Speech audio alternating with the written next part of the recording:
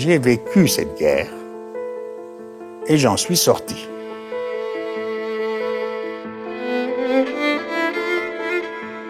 Donc pour moi maintenant, ce sont des souvenirs comme un roman.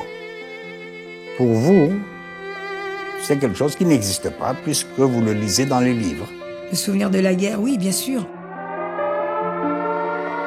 Quand on courait dans les rues, les bombardements, on se cachait dans les caves.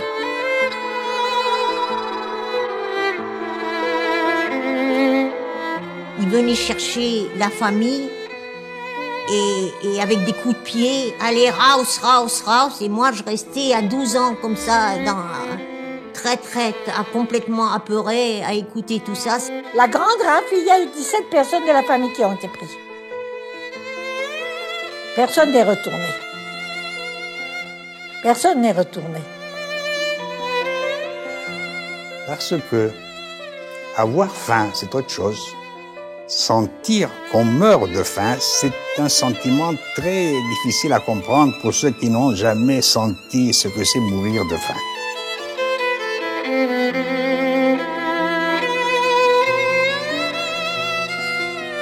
Du moment que t'étais juif, allez, bon pour le camp de concentration, terminé. Hélas.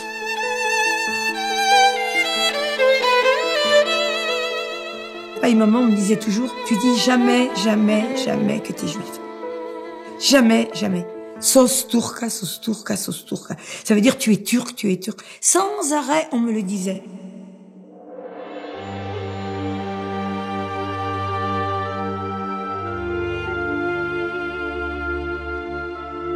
Birçok Türk diplomatları kendi inisiyatiflerini kullanarak bir avuç Yahudi'yi mutlak bir ölümden kurtardılar.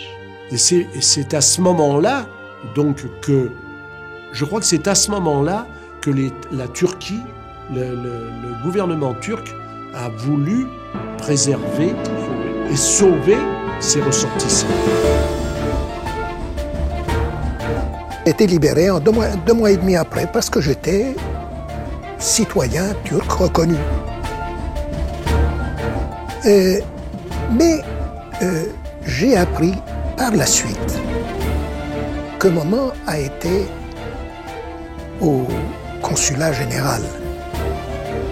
Et il a été ferme, n'est-ce pas, envers les Allemands. Il a dit, ça c'est mon sujet, c'est un Turc reconnu, par conséquent, libérez-le.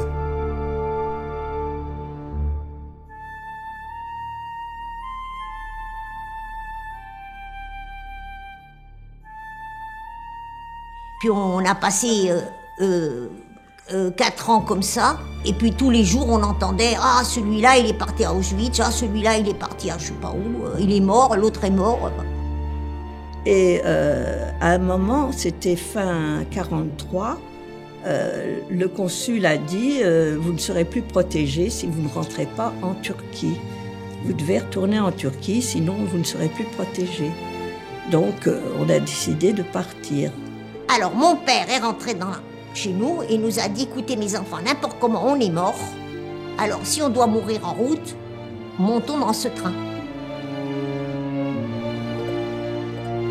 Surtout la sensation que je garde encore à présent, c'est une sensation d'angoisse horrible, de froid intense, de brume. Tout était brumeux, tout était gris et sombre.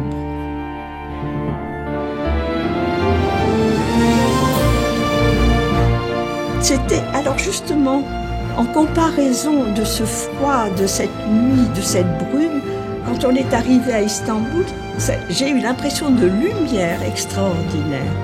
Donc à ce moment-là, c'était un cadeau du ciel. C'est fantastique.